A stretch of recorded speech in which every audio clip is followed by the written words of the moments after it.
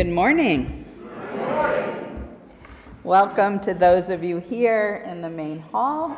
Welcome to those of you on Zoom, and welcome to those of you who may be watching this later on during the week. I want to do a special welcome to our newcomers and visitors. We had a very well-attended newcomers orientation yesterday, and know that you are so welcome here. I want to remind you we have a membership table in our social hall, and if you are ready to sign the membership book, you can do so after the service. We will be formally welcoming new members in 2 weeks. This morning is our recognition of All Souls Day, which will take place for our Christian neighbors on November 2nd. October 31st, as you probably know, is a Celtic tradition of All Hallows Eve and the Feast of Samhain, when the veil is said to be thinner between this world and the next. It is our tradition here at UUFH to honor people who have died in the past year from our membership. Last year, I introduced a necrology to honor those who have died during the past decade. Many of you also brought photos placed on this table in front of us, and I hope, as the Celtic tradition teaches, that the spirit of those we loved and our memories will surround us this morning.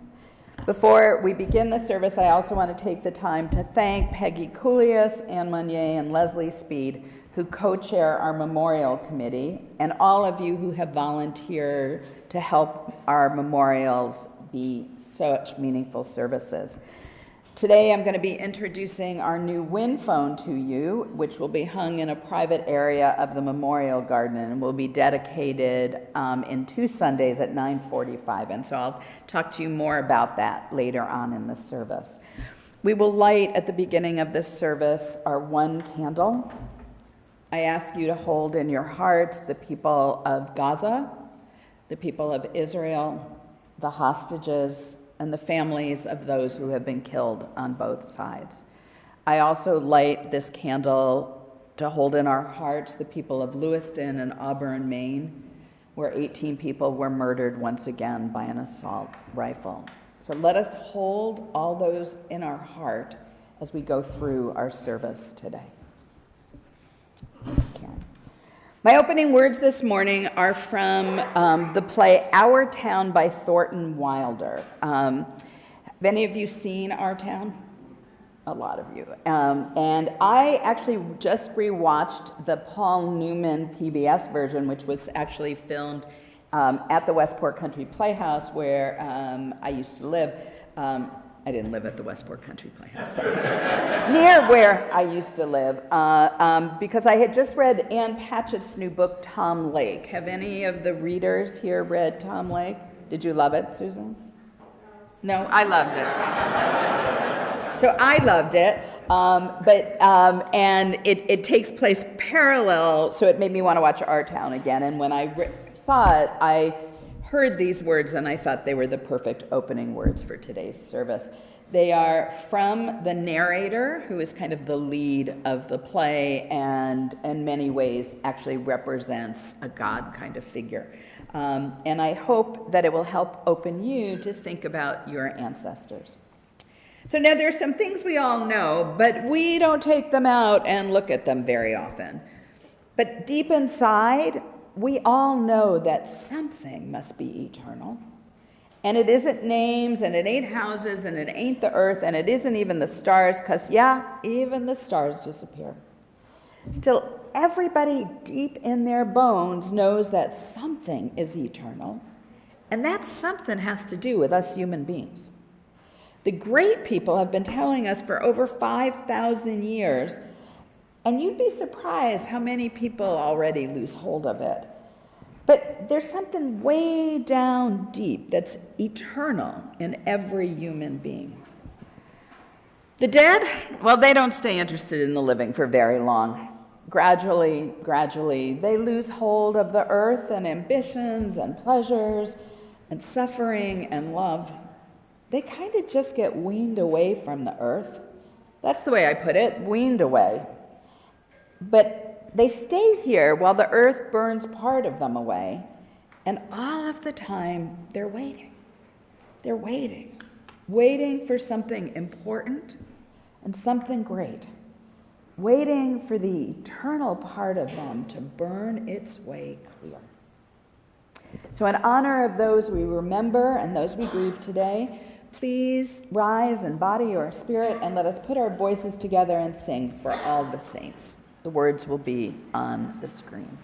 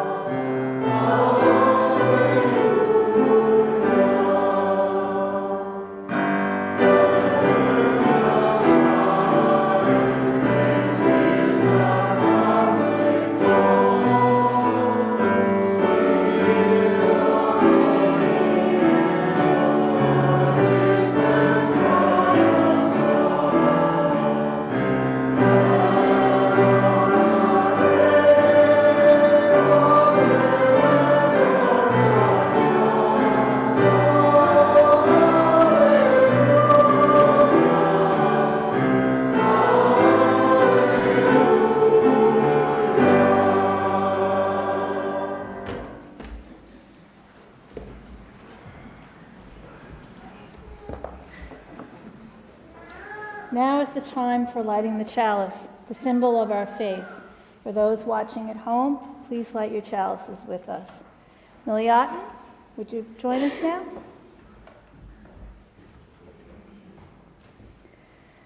We take the time to remember the ancestors' journey, lit by 1,000 stars, what the wilderness taught them. Trust in the path. Celebrate with joy. What might the wilderness teach us? Where can we pray to our 1,000 stars? To feel our own life's blessings, to know our own journey. Lit from within, we take time to remember and celebrate with joy. We light our chalice in honor of these celebrations of journey, ancestors, and joy. Thank you, Millie. Good morning and welcome. My name is Karen Mazzata, and my pronouns are she and her. We have a few brief announcements. The Pumpkin Queens, Peggy Coolius, Debbie Cohen, and Amy Olander, will be winding down the patch this weekend and could use your help today, actually, after the service at the American Legion on Mill Dam Road and New York Avenue. The sale continues through Tuesday, but if you're able to help out with some of the taking down and the cleanup today, that would be great. The Ministerial Search Committee wants everybody to know that the results are in, and they're excited to share the collective findings and trends with the community and our expectations for a new minister. Now is the time to come together and engage in deeper conversation to help us crystallize who we are, who we want to be, and what we're looking for in a minister. Please join one of the Search Party Cottage meetings to share your ideas and insights so that we can form a collective approach to the search and help us attract a good ministerial fit for the fellowship. There's a meeting today at noon. Even if you didn't register, you're welcome to come It's here in the main hall, and bagels will be served noon to 2 p.m. You can also sign up for 2 Zoom meetings this week, one on Wednesday afternoon and one on Thursday evening. And we will have another in-person meeting next Sunday after service. And childcare will be available for that on November 5th. Please sign up using the Sign Up Genius link on the webpage and in news and announcements. And we hope that you'll be able to join these really important conversations. And please join us for our monthly meditative labyrinth walk tomorrow night, Monday, October 30th at 7:30 p.m. It's here. If you like, you can bring a photo or a memento to commemorate departed loved ones and ancestors as we reflect on the traditions of Samhain, All Souls, and Dia de Muertes. Kindly RSVP to Joanne Polichetti, but walk-ons are welcome. Please join me now in singing the affirmation. The words will be on your screen.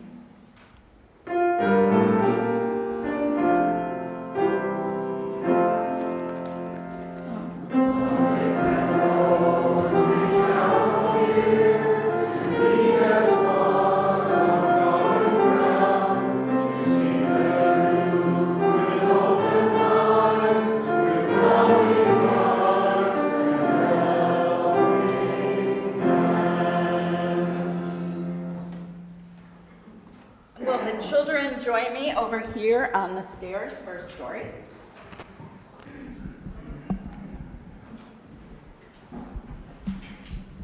Hi. I love your gloves. Yeah. Hi.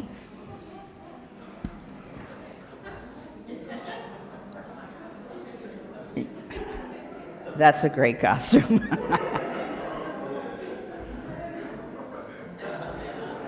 Wow.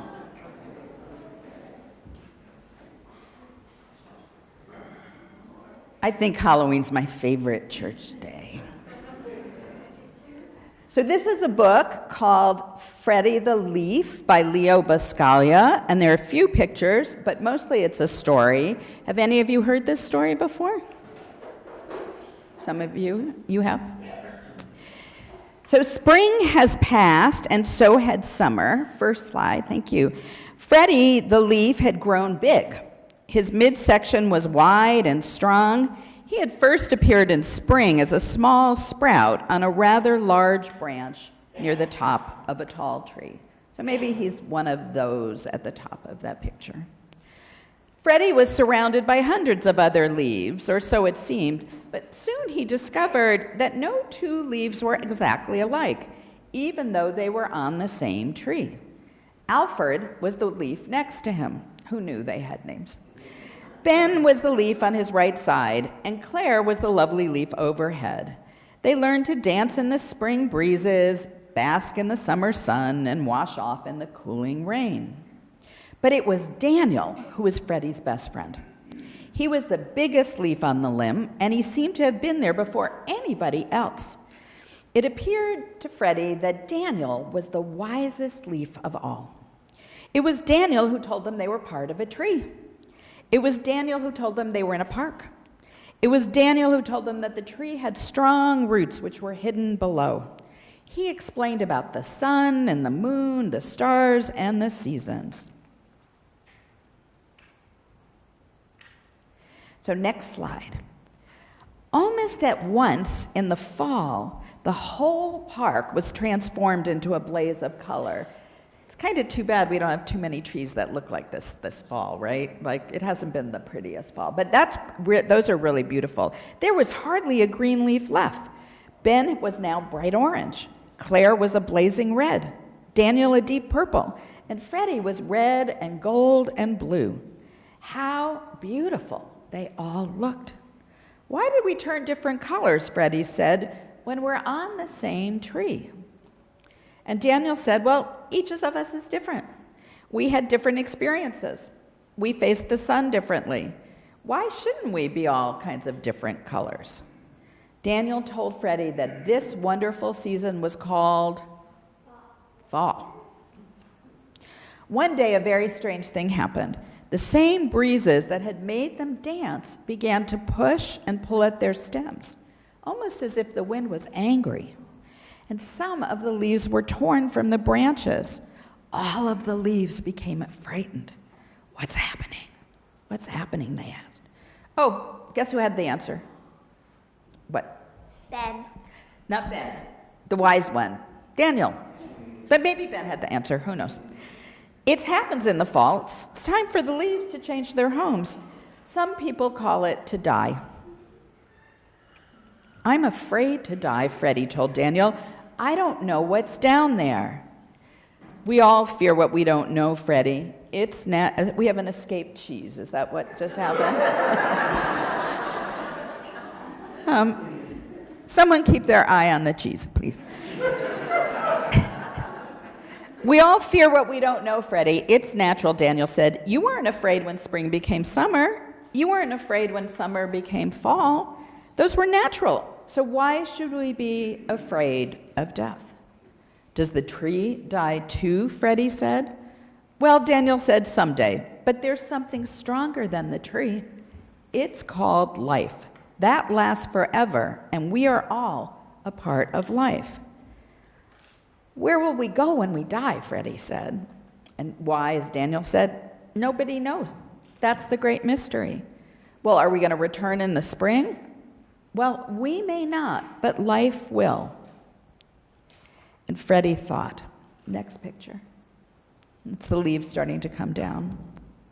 Freddie says, why are we here at all if all we have to do is fall and die? Daniel answered matter-of-factly, well, it's about the sun and the moon, it's about shade and old people and children, it's about colors, it's about seasons. Isn't that enough?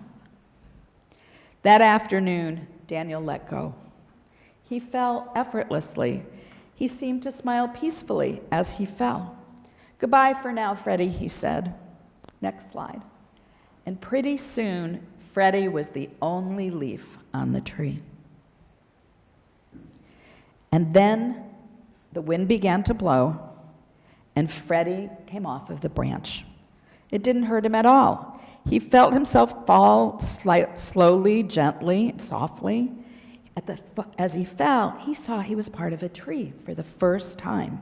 How strong and firm it was. He was sure it would live a long time, and he knew that he had been part of its life, and that made him feel proud.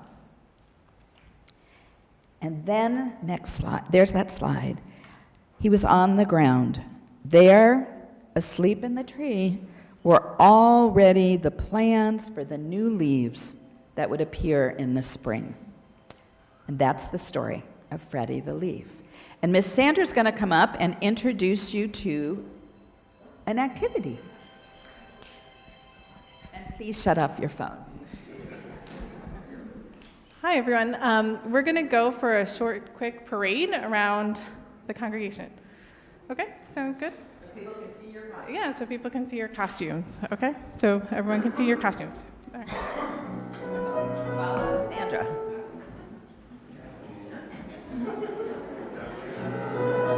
And yes, you can take. Yeah.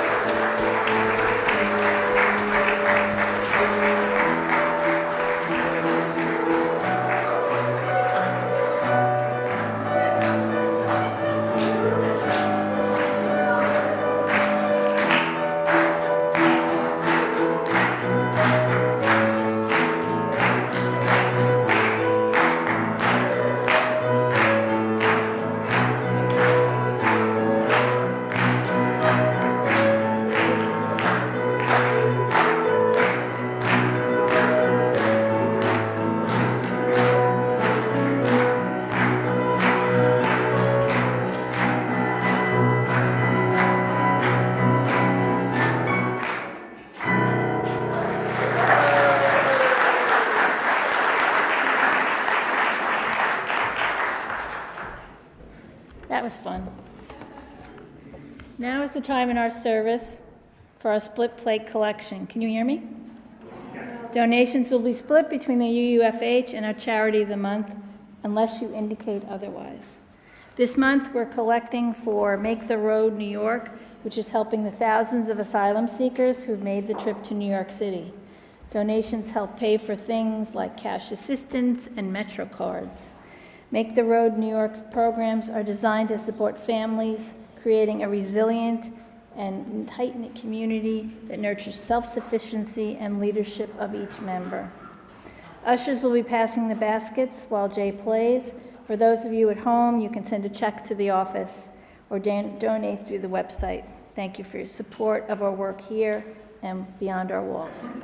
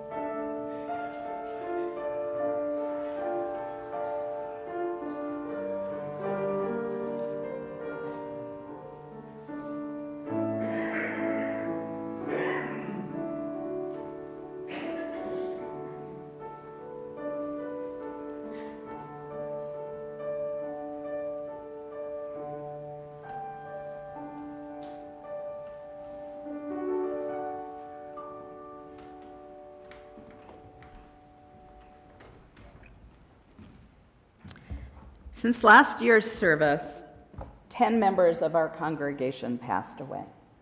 Their names are now on the memorial wall in the back. We will not be doing joys and concerns this morning because of the length of this service, so we will be lighting one candle for each name as we say them. Karen will also light one candle for all that is in your heart this morning. And so will you join with me? Will you rise in body and spirit as you are able?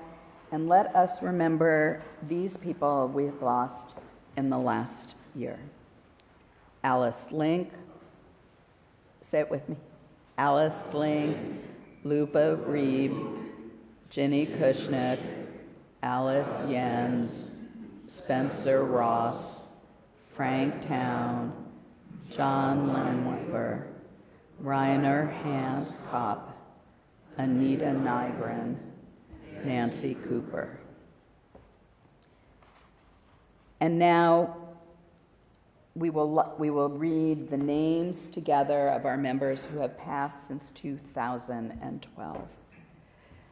Ruth Auerbach, Jonathan Russell, Lydia Miller, Marjorie Rosero, Dove Thompson, Eve Weisleiter, Paul J. DeKing, Frank McWade, Bernard James Musso, Les Swan, Kim Chaskell DeLazio, Ray Forrest, Doris Kemena, Eric Brattinger, Linda Hayward, Mark Harmon, John Campbell, Lou Coolius, Stella Russell, Maria Zalewski, Mimi Koth, Louise Seidel, Lois Ann Cepez, Peter Cepez, Reverend Paul Ratzlaff, Robert Watchinger, Meg Eckstein, Samantha Coolius, Millie Novak, Robert Bob Ralph, Fred Barbaro, Jean Barron, William Esther Feldman, Patrick McLoyne, Alice Richardson, Melvin D. Schwartz, Shirley Steer, Marilyn J. Kopp, Joanne Lipke, Albert Nathan Rosen, Susan Lee Waldron, Mary Jane Watchinger, Donald R. Klopp, Carol A. Lemke, Christine Sani, Bob Speed, Dorothy Burns, Natalie Freeber, Bill Hecker, John Link, Nick Nielsen, Pat Ralph, Ann Rattinger, Don Schmitz, Connie Wayne Schwartz. And may I invite you now to speak the names of others who have passed away, either friends or members of the fellowship or people in your own life, if you'd like to add them.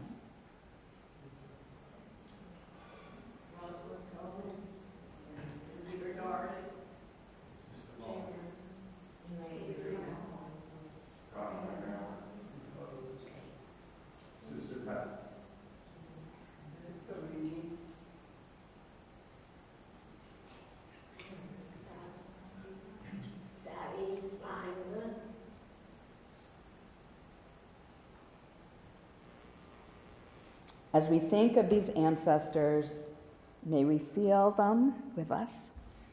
May their memories bless us. May they inspire us. And Karen has a reading. You may be seated.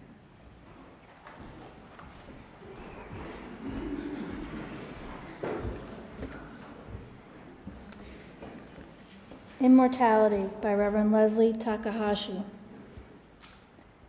In the hour-to-hour rush of our daily tasks, they travel with us through something they taught us, which is now ours to do. Through something they loved. Sorry, this touched me. It's very true. Through something they loved. I didn't know that I would cry, which is now ours to carry out. Through something we shared, which is now ours alone, and yet not. Through this, we know immortality. In the minute-to-minute grasp of where we are, we remember the joys of our departed gave us, which opened us up to hope. The sorrows we knew together, which taught us strength. And the life shared, which is now ours to steward. In the second-to-second pulse of life, we sense the spirit of those we loved and lost. This presence is too shy for naming, too amorphous for fully knowing, and yet as real as the days we shared.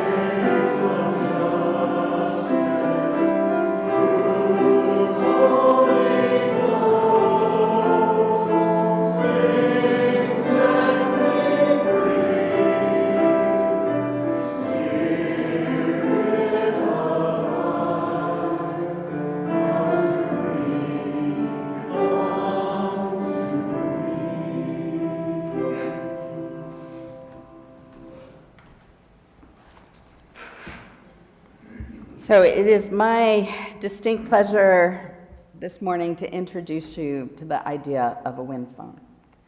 This is a picture of the first wind phone, which originated in Japan, created by Itaro Sasaki, who put a rotary phone, unconnected to anything, in his backyard, in a booth, to remind himself to stay in touch with his cousin who had just died of cancer. He gave the phone a name, translated as telephone of the wind. And a year later, after the tsunami in Japan in 2011, Sasaki opened his phone to people all over Japan who started to make pilgrimage to come and talk with the people they had lost in the tsunami. There are now 165 wind phones in the world. We will be number 166. Only one other congregation, UU congregation, has one. It's actually, coincidentally, at my beloved's congregation in Morristown. And we will have the first one in Long Island. My dear friend Linda Bluestein, who I hope is on Zoom this morning from Connecticut, learned about wind phones during her time working on medical aid in dying. Good morning, Linda. Linda was diagnosed with metastatic fallopian tube cancer 2 years ago after 2 other cancers. And with a palliative care physician in Vermont, she successfully sued the state of Vermont for the right to go there and die, because medical aid in dying is illegal in Connecticut. That led to Vermont and then Oregon changing their law to allow people who reside out of state to receive this kind of care. And Linda has plans to go to Vermont when it's time. Linda has received several amazing awards in the past year for her work championing medical aid in dying. She has spent the last year of fighting for the rights of all of us to access this care, promoting wind phones, and preparing herself to die peacefully on her own terms. Linda had hoped to record a video for us today, but she was unexpectedly in the hospital this week. So we're going to show you a video about the wind phone she brought to Fairfield County, which will give you a little more information and an idea about how powerful a mechanism it is. Video, please.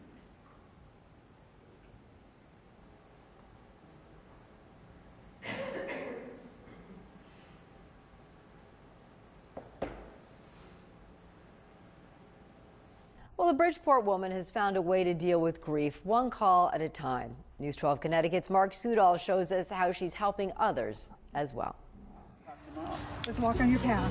Yeah. See how this is better than that. It just needed to be calm. 76-year-old Linda Shannon Bluestein is dying.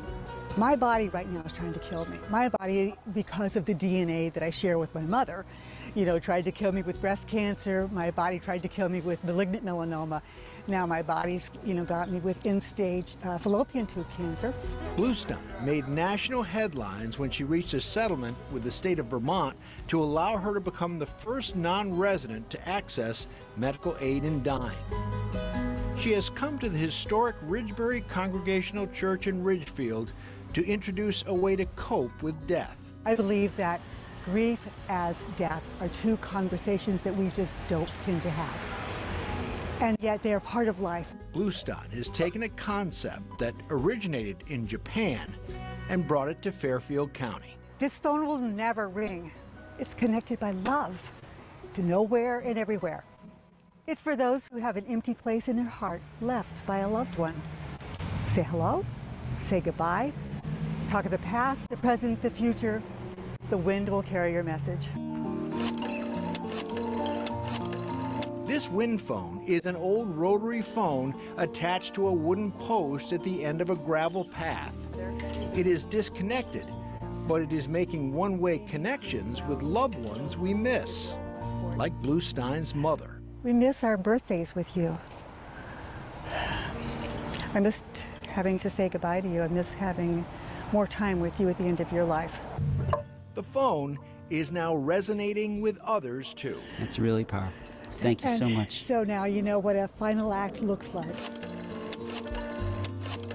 My family is knowing very much about my imminent death and that there's going to be grief. And I said, I want to do this for all of the husbands and wives and sons and daughters and children. Bluestein will soon make it possible to borrow a wind phone at the Westport Library. Yeah.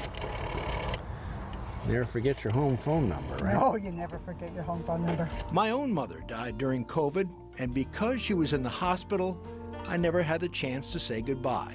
Well, I just wanted to call and say, you know, I miss you, I love you. I didn't really get a chance to say anything, you know, when you were in the hospital, so it's nice to have that chance now. I love you, take care, and we'll see you soon. It's good to know your loved ones are still just a phone call away.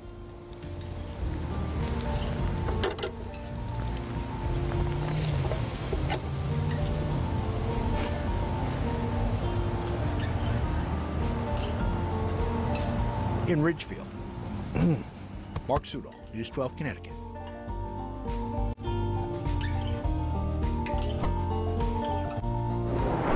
Such a nice idea there.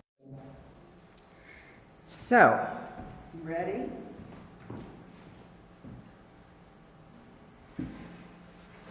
This is our wing.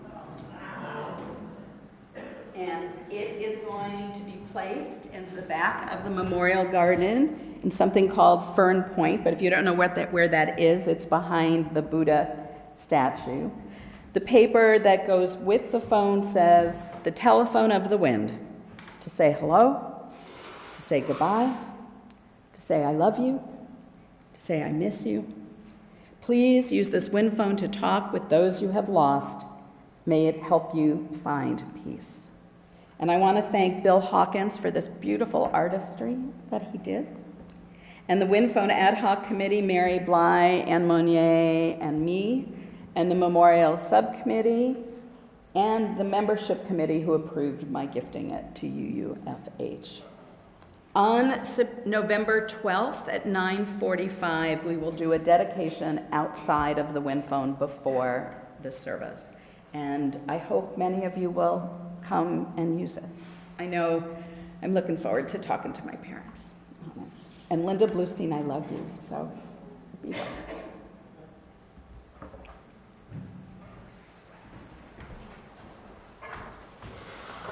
Let me just share that Linda and I did a service in August, you got to keep coming up, in August, and she chose this song to be sung with the wind phone we were talking about there at our church in Westport, and so we thought we would have it sung today.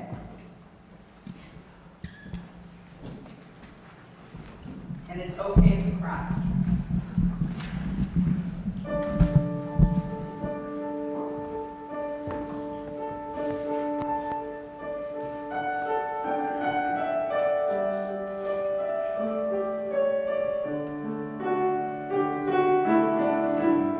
I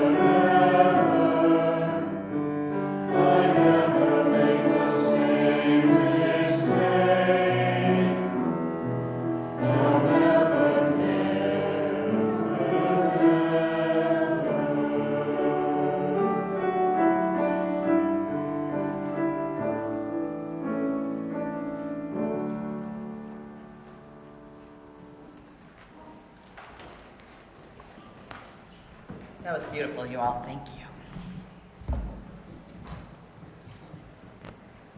you. Now I got to preach.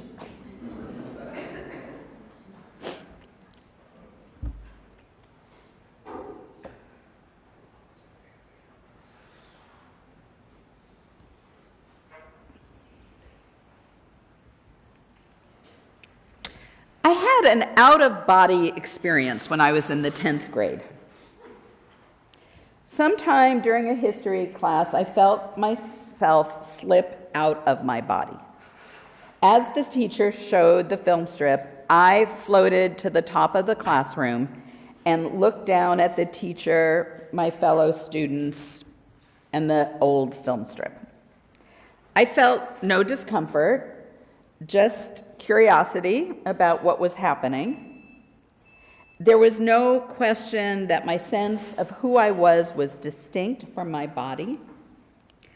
When the bell rang, I felt myself slip back into my body, and I went on to the next class.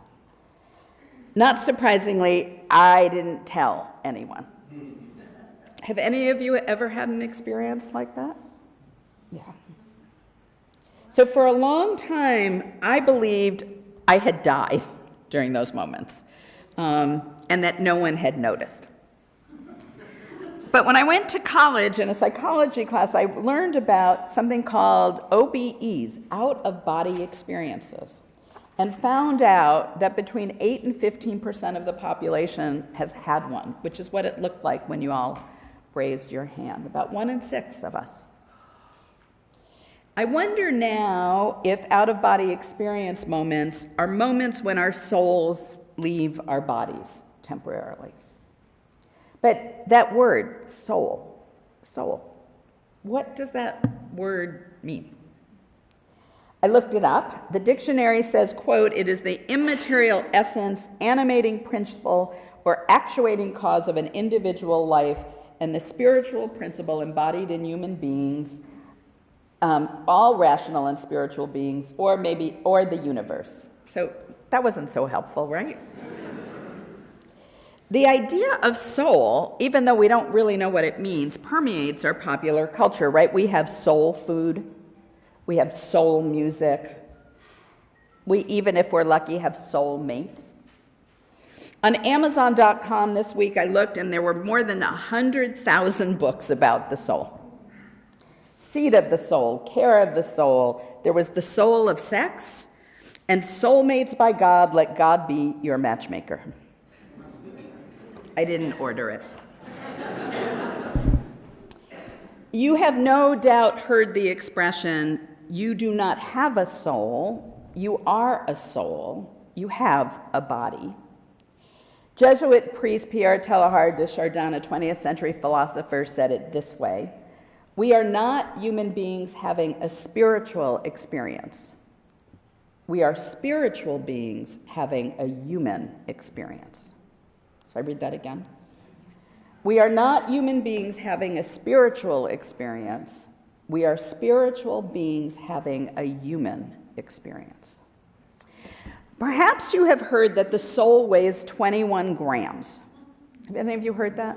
There was a movie in 2003 called 21 Grams about that. That amount, those of you who've heard it, was based on a 1907 experiment by a man named Dr. Duncan McDougall, and he published it in the American Medicine, and it was covered in the New York Times.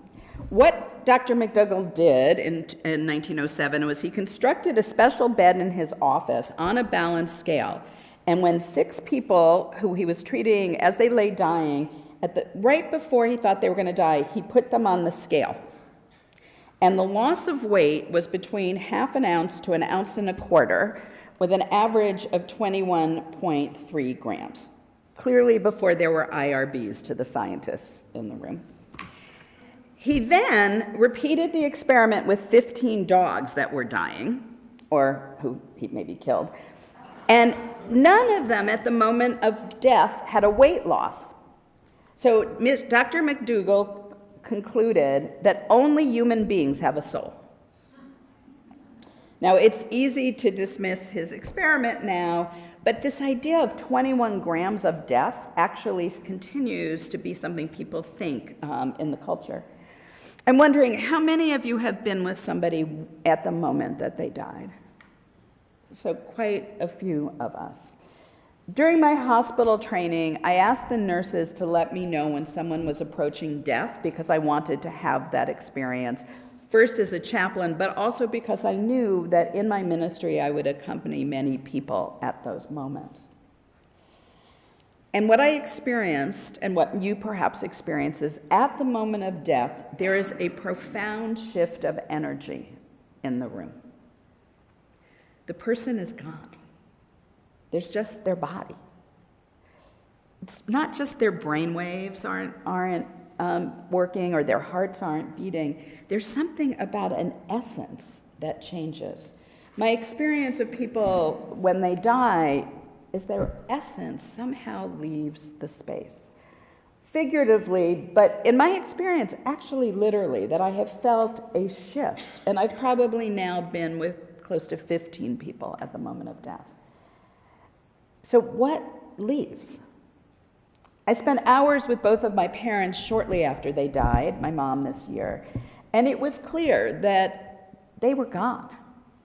Their bodies were there. And I have to tell you that both times I yearned for a simple theology. I wanted to believe they went to heaven, that they were with the angels, they were reunited with others. A faith that included the existence of an external soul would have really helped me in those moments of grief. I think it's why most faiths include the soul as a foundational belief with the promise of an afterlife where you will actually meet people. Catholicism, Christianity, Islam, Hinduism all have theologies that include an aware afterlife. How many of you had a cradle religion that included such a belief? So many of us. So what I want you to know is modern day Unitarian Universalism does not have such a belief. Instead, we invite you to come to your own understanding, and it is true that many of us who are humanists believe there is only this lifetime. When I was in seminary and taking a class on death and dying, there was an exercise where we were given a booklet, and it was a 10-page booklet with things about whether you believed they were true or not about dying and death. And they were things like, I will be in my same clothes. I will meet my ancestors. People will be waiting for me. I'll be an angel. I'll have a heart. I mean, so it went on. It was pages and pages and pages. I wrote no on every one of these pages. Historically, our Universalist forebears based their religion on the universal salvation of the soul.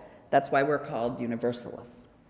And even today, isn't it interesting that Spirit of Life is the one UU hymn that everyone knows? What is that Spirit of Life that we sing so well and movingly together? And did you know that 20 of our congregations are actually named All Souls, including our biggest congregations in DC, Tulsa, and New York City? The Reverend Forrest Church said this about the name of his congregation in one of his very last sermons. Some 30 years later, our greatest minister, Henry Whitney Bellows, chose the right name for this church: All Souls. All souls. Not all saints, not all Christians, not all humanists, not all theists, all souls. End of quote. Everyone. Everyone. My purpose today is not to encourage you to believe in a literal soul, regardless of how much it weighs.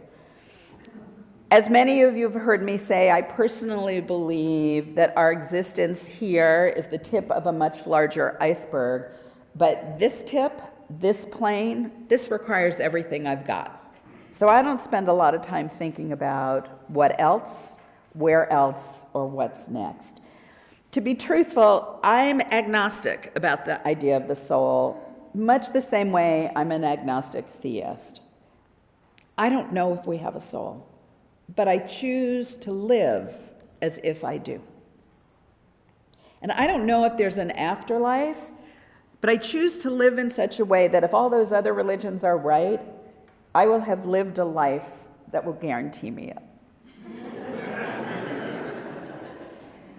But what I do know is that I have experienced my own being, and I've experienced you as more than bodies, more than your intellectual capacities, no matter how grand they are. And I believe that we come together here to nurture our spirituality, if you like, our souls. See, soul, just like that word God that some of you are allergic to, so those words, those are just words. They're metaphors that can help us understand the ineffable, that which is greater, that which is mysterious, that which makes us uniquely us in this time and this place, if not for another time and place. I hope that when you take the time to use the wind phone in our memorial garden to talk with a dear one who has died, you will feel true moments of soul connection. And who knows what it will mean. So, my friends, may we offer care for each other's souls, the tender-hearted, joyful, vulnerable places that are inside each of us. May we nurture our souls with art, music, poetry, sex, nature, those forms which allow us to know the infinite in ways beyond our immediate day-to-day lives. May we be comforted by the souls of those who have left us. Let us not allow ourselves to be limited by words, but enlivened by our experience that touched the spirit deep within each and every one of you. May it be so.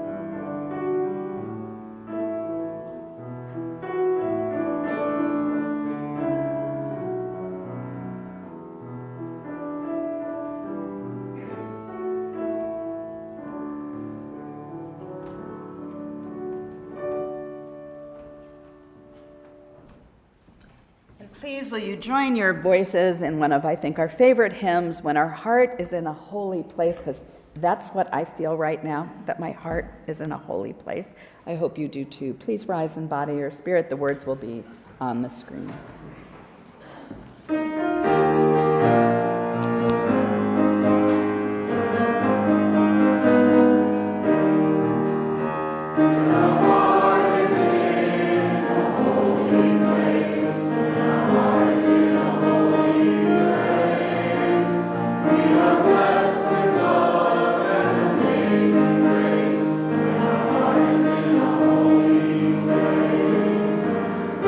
Trust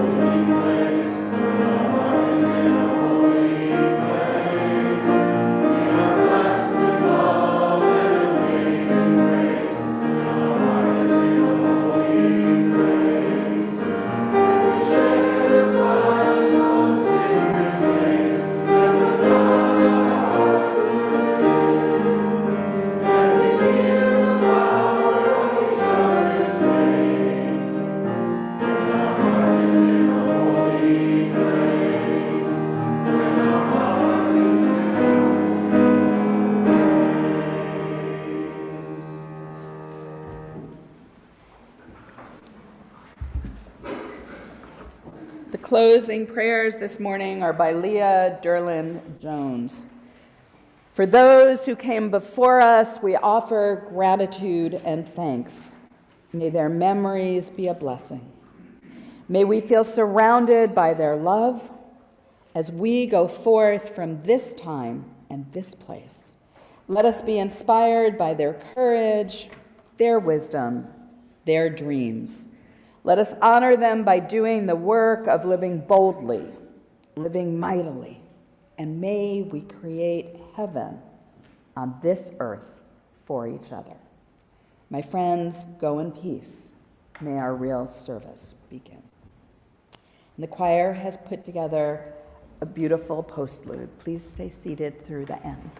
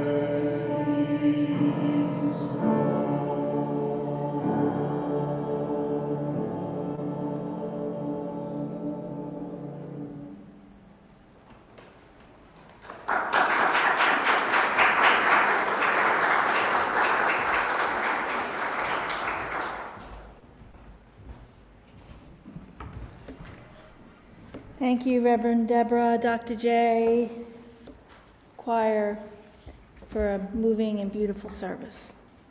We invite everyone to greet Reverend Deborah on the way out. You can join us in the social hall for coffee and conversation. For those at home, we wish everyone a wonderful rest of the day. Thanks, everybody.